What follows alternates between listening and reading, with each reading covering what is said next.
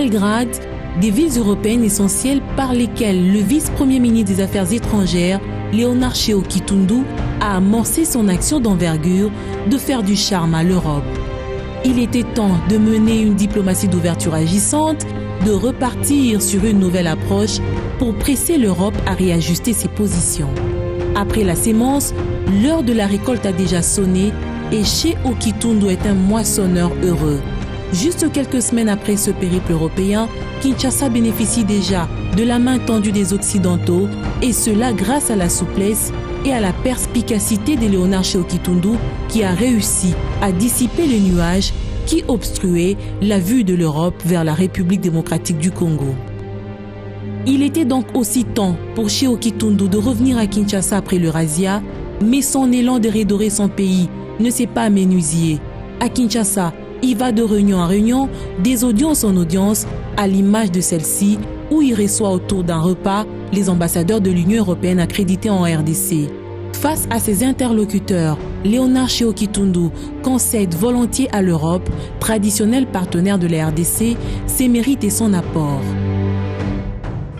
Nous voulons rappeler qu'il existe entre l'Union européenne et la République démocratique du Congo un partenariat historique, et que l'Union européenne a accompagné la RDC depuis très longtemps maintenant, et nous voulons vraiment que ce partenariat continue et soit renforcé. Je vous rappelle que l'Union européenne, dans les périodes parfois difficiles pendant la guerre, je rappelle l'opération Artemis, dans laquelle la France a joué un rôle important, mais aussi dans le cadre de l'Union européenne, l'EUFOR, le pôle et le soutien diplomatique, particulièrement aussi de la Belgique, il ne faut pas l'oublier. Moi je me rappelle, j'étais ici aux affaires, le rôle joué même par l'ancien ministre des Affaires étrangères Louis Michel, je suis un vice-premier ministre d'ailleurs, et les Nations Unies et aussi la France, je le rappelle. Dans le soutien à la consolidation de la démocratie en République démocratique du Congo, soutien aux élections de 2006. En 2006, sans l'appui de l'Union européenne, je pense que les élections n'auraient pas pu avoir lieu. Il est d'avis que pour revenir à cette coopération fructueuse d'antan, il faudrait à tout prix maintenir un dialogue franc. Ce dialogue, je l'ai rappelé, nous le voulons vraiment, je ne cesserai de le dire, permanent, franc, sincère, responsable et respectueux de deux partenaires, ça va l'Union européenne et la République démocratique du Congo. Tout ça, c'est pour éviter les malentendus, les différents désagréments que l'on a connus récemment, notamment, on rappellera tout à l'heure, puis ça va peut-être revenir. Bon. On a connu ces fameuses sanctions ciblées, les résolutions qui, de notre côté, nous trouvons un peu intempestives du Parlement européen. Et ce que je voudrais faire actuellement, c'est de reprendre ce dialogue franc avec l'Union européenne et respecter l'article 8 de l'accord de Cotonou.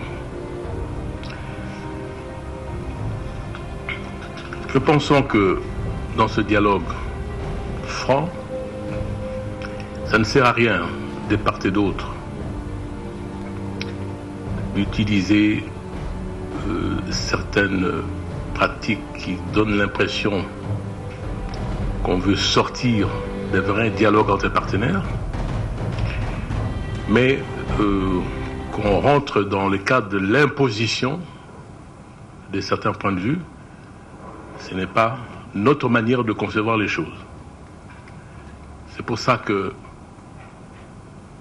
depuis le début de cette année, on va voir ce qui va se passer par la suite. Mais ces contacts permanents, qu'ils soient formels ou informels, va mener justement au renforcement de nos relations. Il était très utile de dégager l'option d'une rencontre avec les ambassadeurs de l'Union européenne accrédité en RDC pour lever certaines zones d'ombre qui planaient sur la relation entre la République démocratique du Congo et l'Europe. Cheo Kitundu est un conquérant. Sa méthodologie du dialogue a séduit ses hôtes.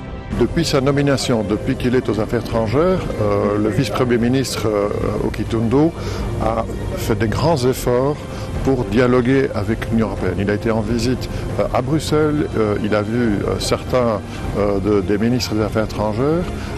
Cet effort pour aller vers les autres interlocuteurs et de voir aussi, nous sommes ambassadeurs, mais il y a aussi nos maîtres politiques que sont les ministres des Affaires étrangères. Ce dialogue direct est très important et permet d'arriver à bien se comprendre et à trouver des solutions. Avant tout, important d'avoir ce dialogue avec le chef de la diplomatie congolaise.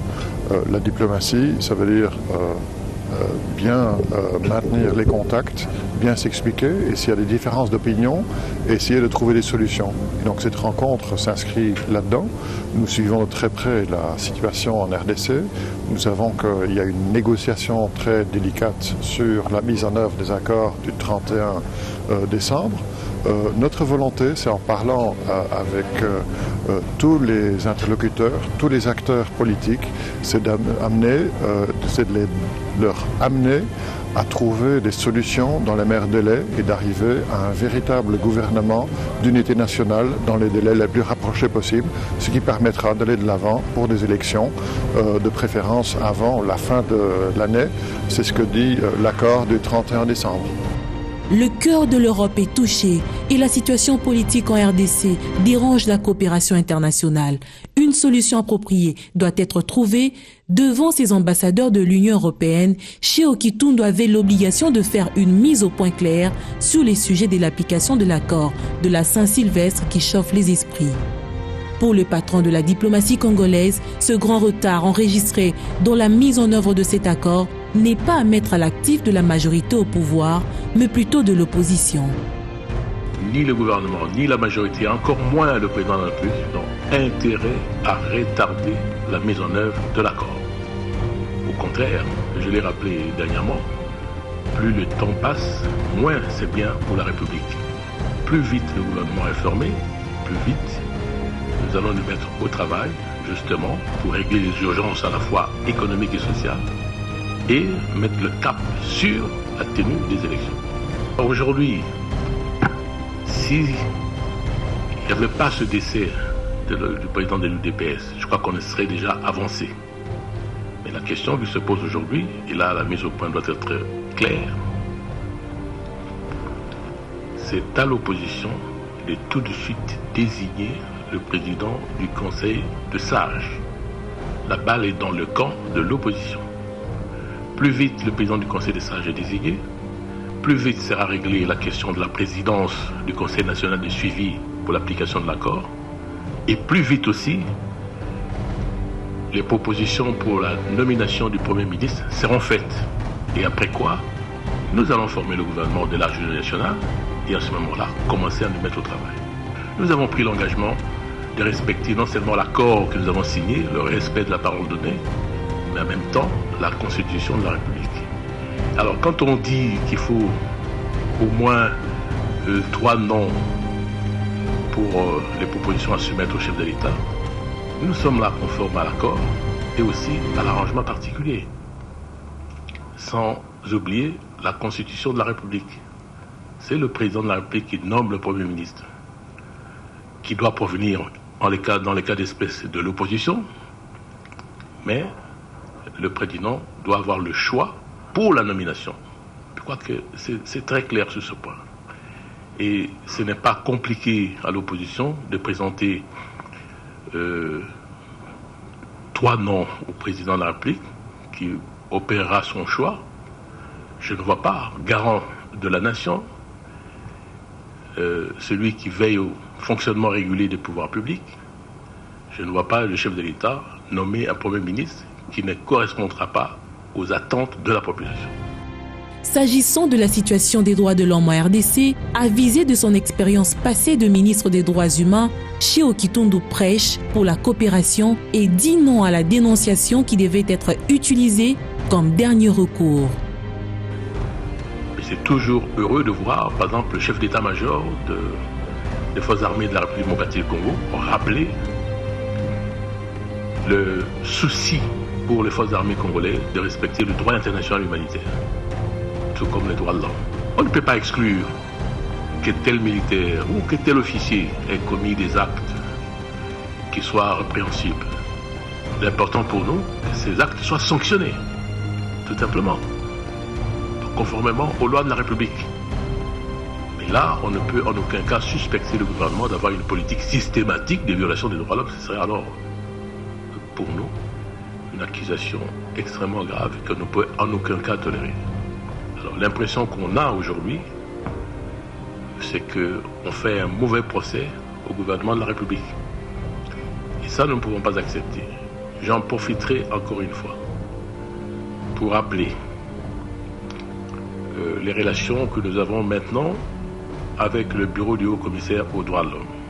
Je tiens à rappeler, c'est justement pour cette raison que j'ai reçu la délégation du CICR et vous avez remarqué qu'on n'a jamais eu de problème avec le CICR en République démocratique du Congo qui a accès partout. J'ai entendu quelques préoccupations de leur part que j'ai prises en compte et on va tout faire pour régler quelques petits problèmes qui existent. Mais le rôle du bureau du haut-commissaire en République démocratique du Congo, c'est d'aider à l'amélioration des droits de l'homme dans ce pays. À la formation aussi. Bien entendu, à la protection des droits de l'homme. C'est le rôle. La dénonciation ne peut pas être une politique du bureau du haut-commissaire. Ce n'est pas vrai. La dénonciation, c'est l'ultima ratio. C'est le dernier recours. On doit d'abord sensibiliser le gouvernement par rapport à ses responsabilités, à ses engagements internationaux. Autre sujet qui divise, ce sont les sanctions ciblées infligées contre certaines autorités congolaises en Europe comme à Kinshasa. Léonard Chéo Kitundu a insisté sur le respect de procédures qui doit être de mise.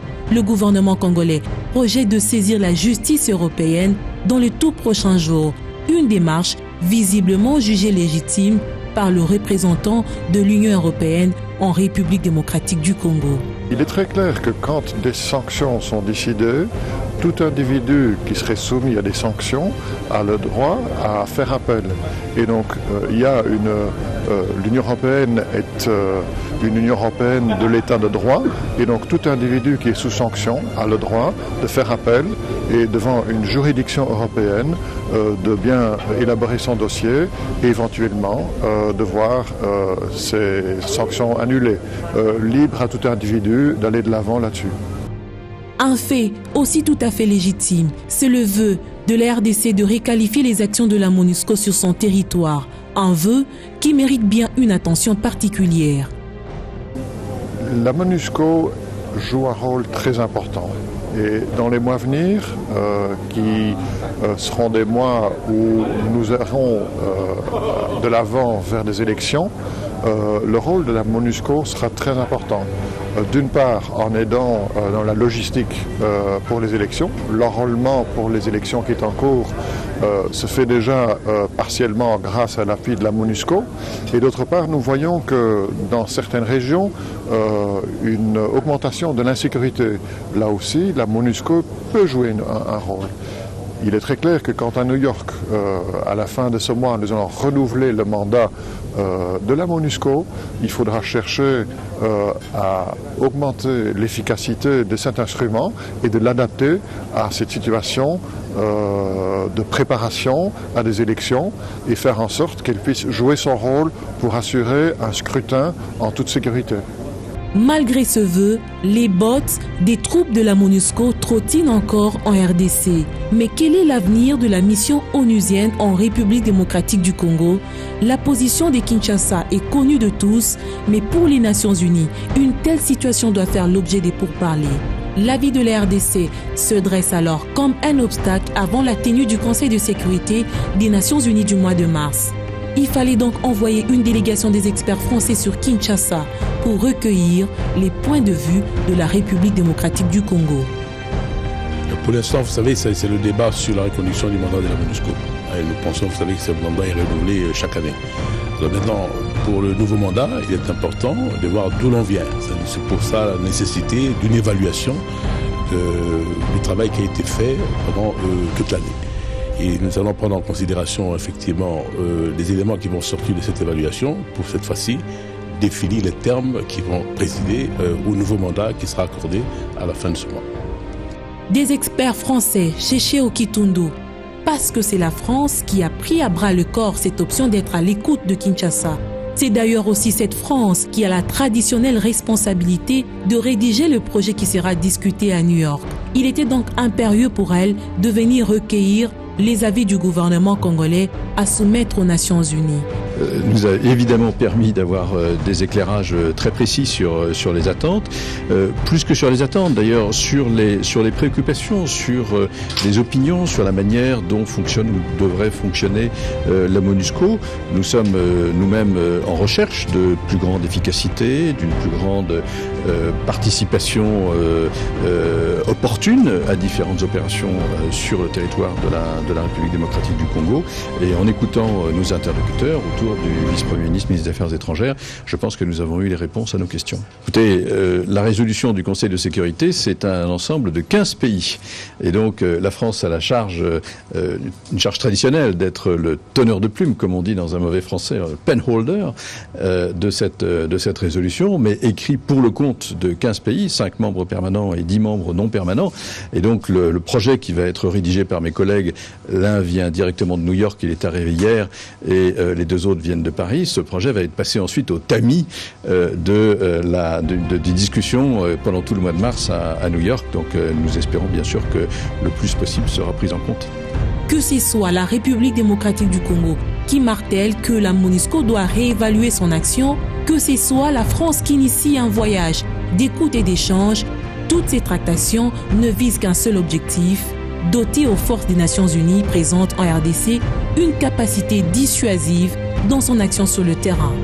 Le premier trimestre de Cheo Kitundu à la tête de la diplomatie congolaise, axé sur le face-à-face pour dissiper les ondes d'ombre et resserrer les liens de coopération, augure un avenir radieux de la diplomatie congolaise, surtout sur la scène internationale.